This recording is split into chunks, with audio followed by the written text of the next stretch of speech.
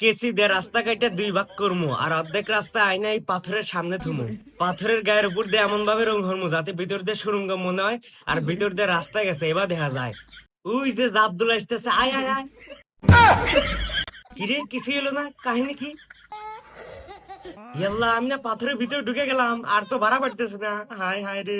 রোশেক পানিতে রং দিয়ে দেন একবার এমন গতি ভাড়া বাড়বো। আব্দুল পানির হাতে মিশে গড়তে গড়তে ম্যান হলের ভিতর ঢুকে যায়।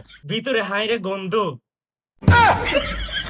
আব্দুল আগে যাওয়ার নেই, গাড়ির ভিতর থেকে বড় একটা সাহাবা হারে সাহার তলে যে আব্দুল্লাহর গাড়ি ফালায় সে একবার আলু ভর্তা বানা ফেলায়।